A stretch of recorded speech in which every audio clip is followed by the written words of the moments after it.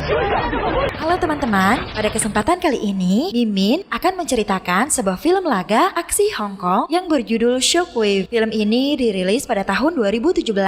Disutradarai oleh Herman Yau dan dibintangi oleh beberapa aktor ternama, di antaranya Andy Lau, Philip Keung, Song Joong Lau, dan beberapa aktor ternama lainnya. Shockwave adalah sebuah film yang mengisahkan seorang polisi penjinak bom yang bernama Cheng yang harus memerangi kelompok teroris yang ahli dalam membuat bom. Bagaimanakah kisah seru lainnya? Langsung saja kita simak video ini sampai selesai.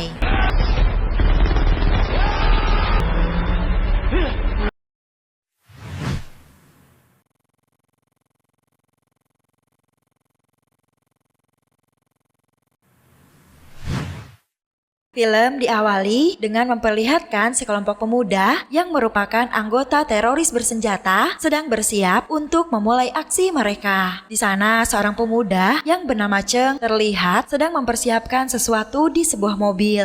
Mereka semua memasang bom di tiap mobil yang akan digunakan. Cheng menelpon seseorang dan ternyata ia adalah seorang polisi yang sedang menyamar. Cheng pun menginformasikan semuanya kepada komandannya tersebut. Singkat cerita, Cheng pun sudah berada di suatu tempat dan ia bertemu dengan pemimpin kelompok itu. Polisi pun kehilangan jejak karena mereka mematikan ponselnya. Setelah semuanya siap, mereka pun memulai aksinya di malam hari. Mereka menerobos masuk ke dalam sebuah bank dan mereka langsung menembaki semua petugas yang ada di sana. Baku tembak pun terjadi di sana. Polisi yang telah mengetahui kejadian itu langsung bergegas menuju TKP. Sementara para teroris tersebut sedang meledakkan brankas yang ada di sana. Mereka pun langsung mengambil semua uang di sana. Setelah semua uang telah berhasil diambil, mereka pun langsung bergegas untuk meninggalkan tempat tersebut. Polisi pun berusaha untuk menangkap mereka dan aksi kejar-kejaran pun terjadi di sana. Meskipun banyak polisi yang berusaha menghentikan mereka, mereka terlihat sama sekali tidak peduli dan malahan bergembira ria. Mereka pun meledakkan sebuah mobil di sana untuk menghalangi para polisi yang mengejarnya. Pengejaran pun menjadi sedikit terhambat akibat ledakan tersebut. Akhirnya, Cheng tidak tahan lagi dengan kelakuan mereka semua. Cheng pun langsung menembak teroris yang ada di depannya. Dan pada akhirnya, polisi pun berhasil menangkap orang-orang yang ada di mobil tersebut. Salah seorang teroris pun kecewa terhadap Cheng. Namun, teroris lain yang merupakan ketua komplotan ini berhasil melarikan diri menggunakan mobil lainnya. 6 bulan kemudian, setelah kejadian tersebut, terlihat para polisi sedang berkumpul untuk membahas sebuah bom yang memiliki daya ledak yang sangat besar. Seorang komandan di kesatuan itu pun menjelaskan semuanya kepada rekan-rekannya. Di sana juga, Cheng yang merupakan penjinak bom nomor 1 menjelaskan cara penggunaan granat kepada rekan-rekannya. Film pun berpindah. Pada suatu hari terlihat Cheng yang sedang bekerja menjinakkan sebuah bom udara yang ditemukan di sebuah daerah. Ternyata Cheng merupakan seorang polisi dan juga pasukan khusus penjinak bom yang terbaik di kotanya. Tentu saja pekerjaan ini sangat beresiko tinggi karena nyawalah yang menjadi taruhannya. Cheng berusaha semaksimal mungkin untuk menyelesaikan pekerjaannya tanpa adanya korban jiwa. Semua usaha Cheng lakukan untuk menjinakkan bom tersebut. Akhirnya, Cheng pun berhasil menjinakkan bom itu dan ia pun memasukkannya ke dalam sebuah kotak. Keesokan harinya, terlihat seorang wanita bernama Li sedang bersama dengan anak-anak dan ternyata Li merupakan seorang guru di sekolah dasar. Kemudian Cheng pun mengantarkan Li untuk pulang ke rumahnya. Di dalam perjalanannya, mereka berdua terus berbincang-bincang membahas sesuatu. Disinilah awal kisah cinta mereka berdua dimulai. Di tempat lain, terlihat sekelompok teroris yang dulu berhasil kabur sedang berada di tempat persembunyian di daerah perbatasan. Dan mereka baru saja melakukan sebuah transaksi. Sepertinya, ketua kelompok teroris yang bernama Peng Hong sedang merencanakan sesuatu yang besar. Sementara itu, di suatu tempat, Cheng mendapatkan sebuah penghargaan karena telah berhasil menangkap salah satu anggota teroris yang sangat berbahaya. Cheng memberikan sedikit sambutan di acara tersebut. Dalam pidatonya, Cheng mengucapkan banyak terima kasih kepada Tan karena ia bisa menggunakan hidupnya untuk mengabdi dan membantu sesama sebagai anggota penjinak bom. Dan diketahui pada saat itu Lee dan Cheng sudah menjadi sepasang kekasih. Di sana rekan-rekannya terlihat senang karena kini Cheng telah memiliki seorang kekasih. Namun masalah mulai timbul saat acara penghargaan telah selesai. Di saat Cheng akan kembali, tiba-tiba sebuah bom meledak dan menewaskan rekan sekaligus atasan Cheng sesaat setelah menaiki mobil. Lee pun terlihat sangat ketakutan karena hal itu. Tak lama kemudian, Cheng membawa ibu dari rekannya yang tewas akibat ledakan tadi. Kesedihan yang begitu mendalam terjadi di sana. Dari sebuah berkas laporan, Cheng pun mengetahui bahwa itu semua adalah ulah dari teroris yang dulu berhasil kabur. Ia adalah Peng Hong, yang merupakan ketua teroris yang ia tangkap tempo dulu. Masalah pun mulai bermunculan, hari ke hari, teror bom pun semakin sering terjadi. Di sebuah pusat perkantoran, terlihat banyak anggota polisi karena ditemukan sebuah benda mencurigakan. Menggunakan sebuah alat, para polisi pun berusaha untuk mengecek kotak misterius itu. Setelah berhasil dibuka dan diidentifikasi, Cheng meyakini bahwa itu adalah sebuah bom.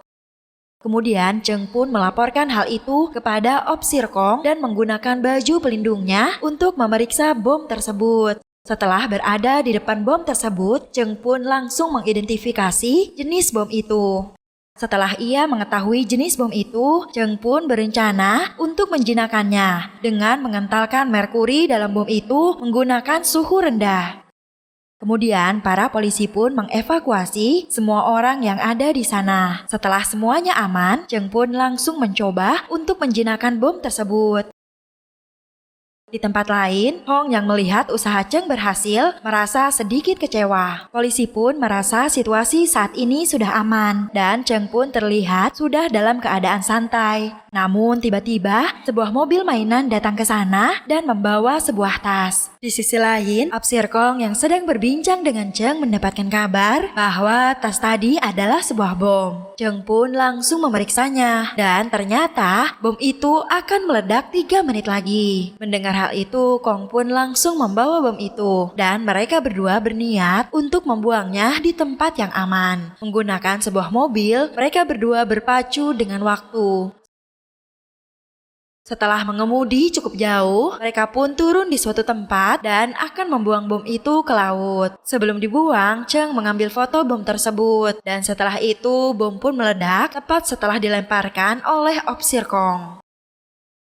Malam harinya, di terowongan antar pelabuhan pintu masuk Kowloon, terlihat sebuah mobil menjatuhkan sejumlah bola dalam jumlah yang sangat banyak. Karena hal tersebut, lalu lintas pun menjadi terhambat. Kemacetan panjang terjadi di area terowongan tersebut. Di sebuah mobil pariwisata, terlihat seorang pemandu bis sedang berusaha untuk menghibur para penumpangnya. Awalnya tidak ada yang mencurigai kemacetan tersebut. Namun ternyata itu semua merupakan rencana dari Peng Hong dan para anak buahnya.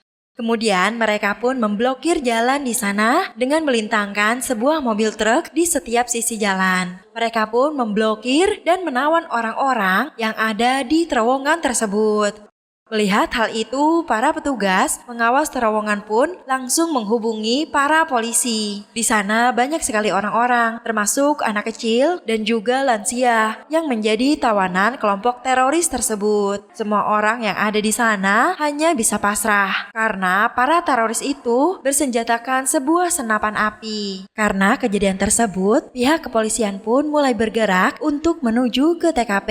Semua anggota teroris mengambil semua ponsel milik pengemudi yang ada di terowongan itu. Kemudian Hong menghubungi seseorang. Sementara itu, para anak buahnya terlihat sedang merencanakan sesuatu dan mereka memasang sebuah bom di terowongan tersebut. Di kantor pengawas, mereka tidak dapat melihat aksi terorisme itu karena semua kamera pengawas dimatikan oleh mereka. Sementara itu, Opsir Kong terlihat sedang merencanakan sesuatu dan menyusun strategi untuk menyelamatkan orang-orang yang menjadi sandera.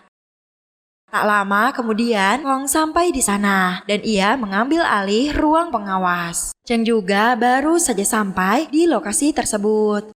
Para wartawan pun mulai berdatangan dan mereka menyiarkan berita tersebut. Di pusat komando, Cheng yang baru saja sampai mencoba melihat para pelaku pemblokiran itu. Peng Hong terlihat dengan sangat jelas di kamera pengawas.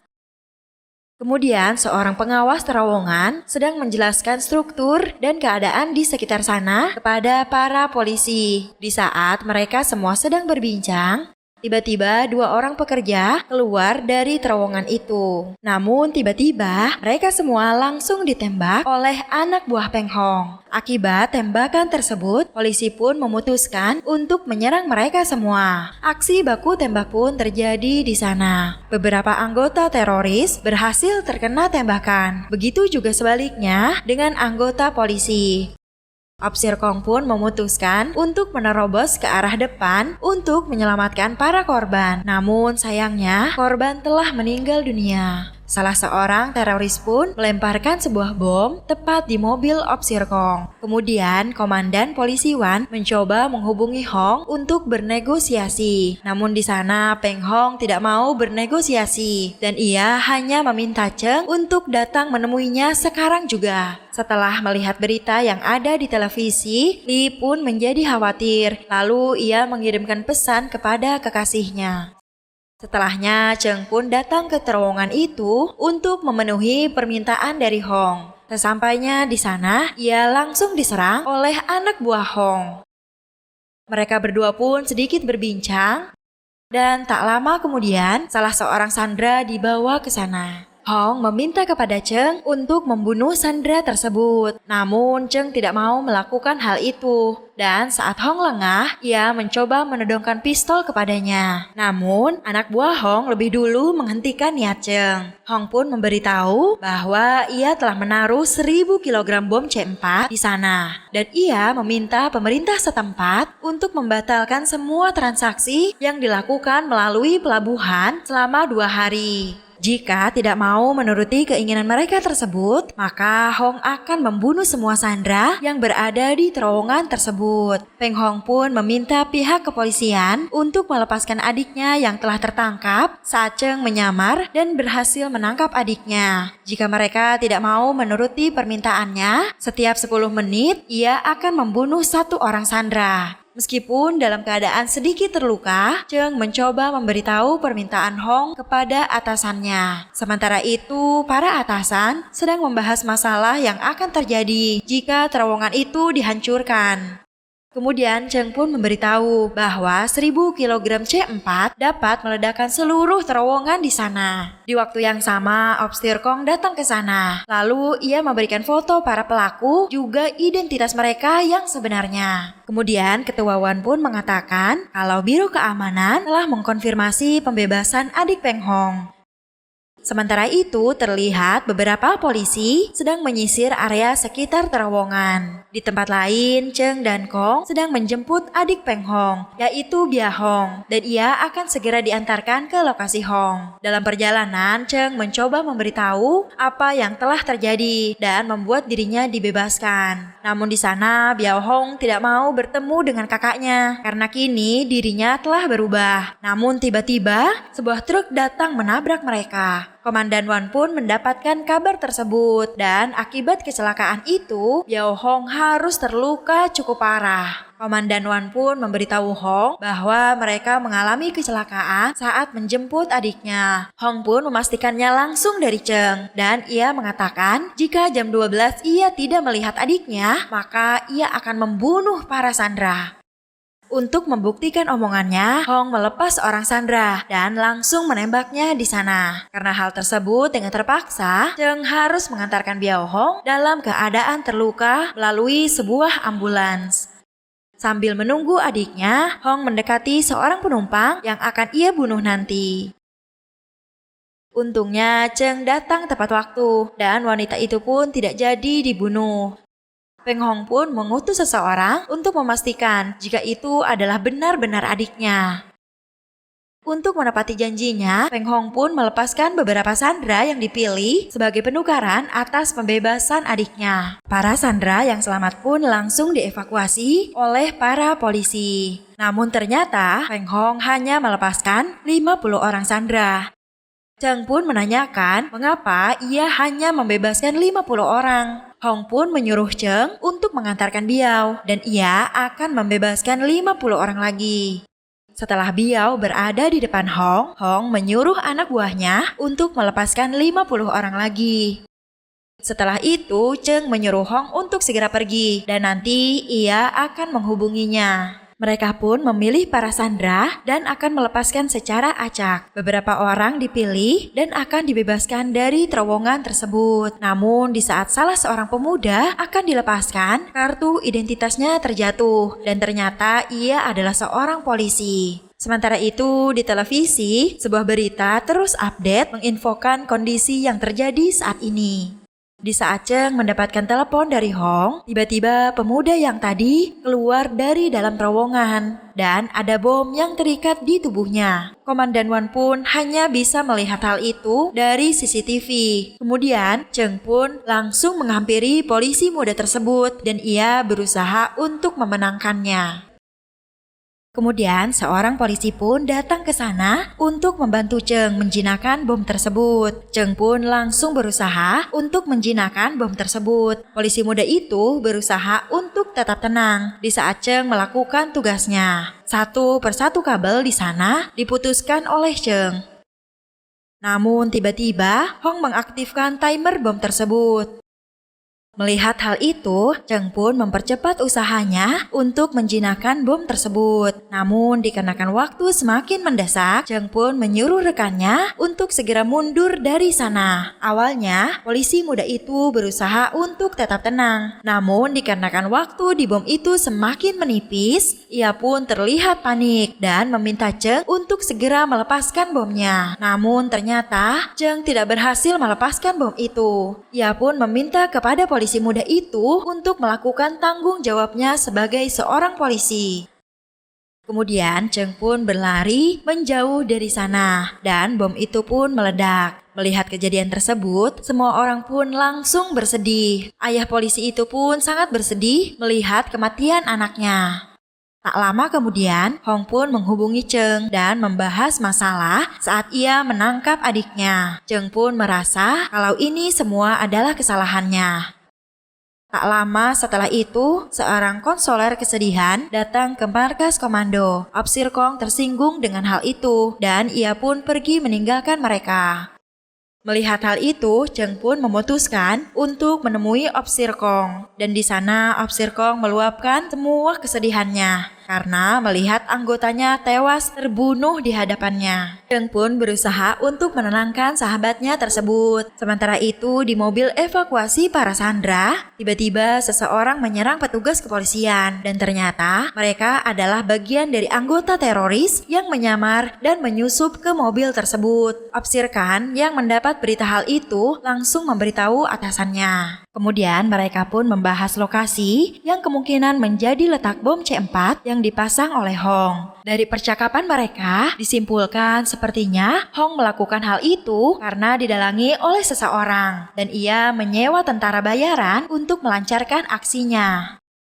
Keesokan paginya, Opsir Kong bertemu dengan salah satu pemegang saham terowongan pelabuhan dan orang itu pun meminta agar polisi dapat menyelesaikan masalah tersebut secepatnya. Akibat insiden itu, harga pasar saham menjadi meningkat tinggi. Sepertinya Hong melakukan semua itu karena ia dibayar untuk memblokir terowongan agar salah satu pasar saham menjadi meningkat secara drastis. Diketahui salah satu pengusaha diduga terlibat akan hal itu karena semenjak kejadian pemblokiran tersebut, harga saham miliknya meningkat dengan pesat. Sementara itu, di suatu tempat terlihat banyak sekali masyarakat yang berdemonstrasi karena menganggap pemerintah tidak dapat menyelesaikan masalah yang terjadi. Kemudian di sebuah berita disiarkan bahwa sejak kejadian ini, pasar saham Macung meningkat 40% karena ia memiliki persimpangan di Pelabuhan Barat. Kemudian Hong pun terlihat menghubungi Macung dan ia menanyakan kapan ia akan mendapatkan uangnya. Malam harinya, di saat semua sedang bersiaga, Cheng terlihat menghubungi pacarnya, namun nomornya sedang tidak aktif.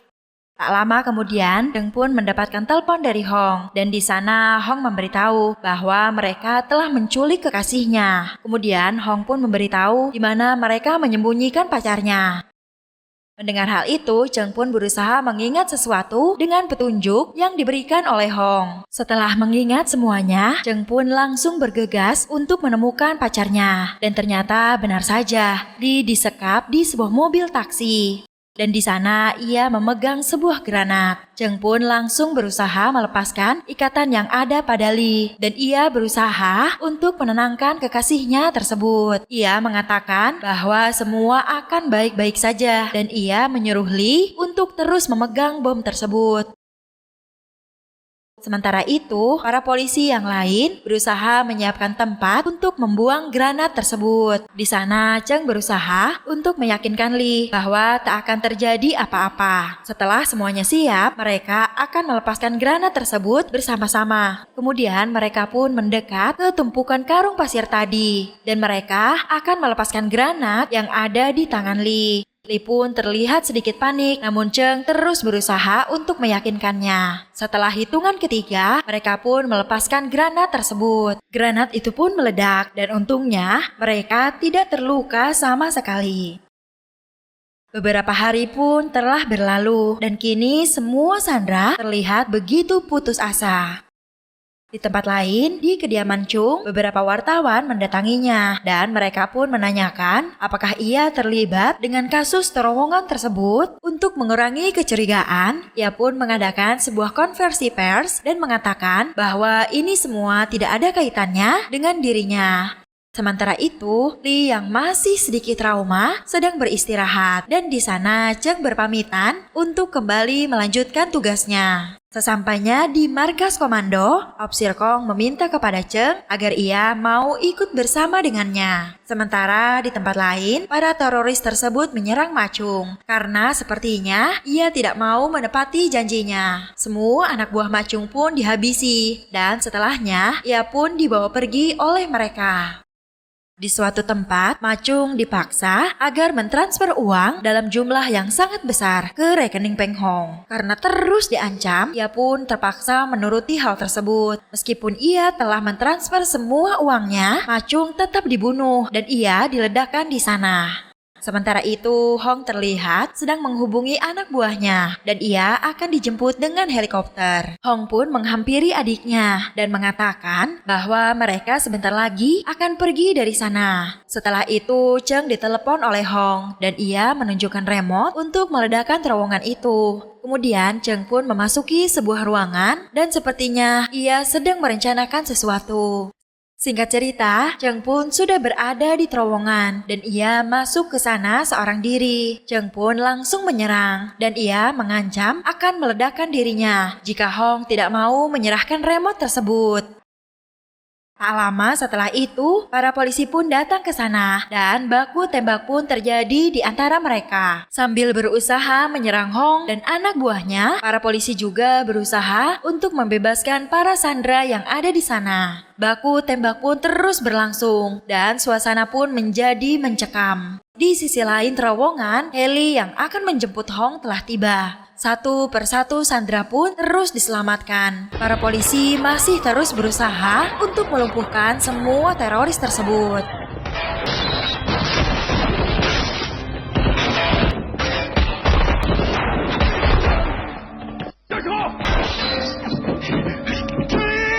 Hong yang saat itu sedang tidak berdaya terombang-ambing di sana. Pertempuran pun masih terus berlanjut dan terlihat para polisi lebih unggul dan mereka mampu menghabisi musuhnya satu persatu.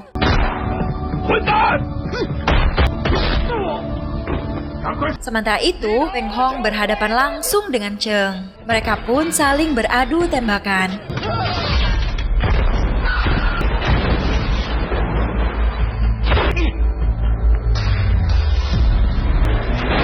Menggunakan mobil yang ada di sana, Cheng pun meledakkan sebuah bom tepat di arah Peng Hong. Kemudian mereka pun saling menembak dan menabrakkan mobil yang mereka tumpangi. Baku tembak pun masih terus berlangsung dan mereka bertarung dengan sangat menegangkan.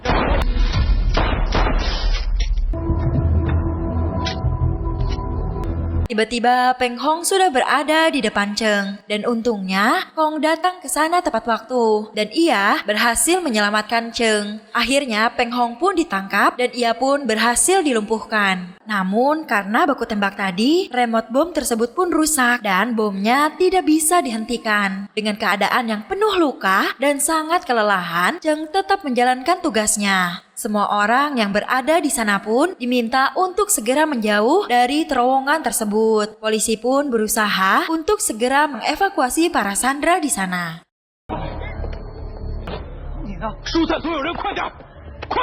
Meskipun ia sangat kelelahan, Cheng masih terus berusaha untuk segera menjinakkan bom tersebut. Setelah ia sampai di tempat yang dituju, Cheng pun menghubungi Ben yang ada di lokasi bom yang berbeda.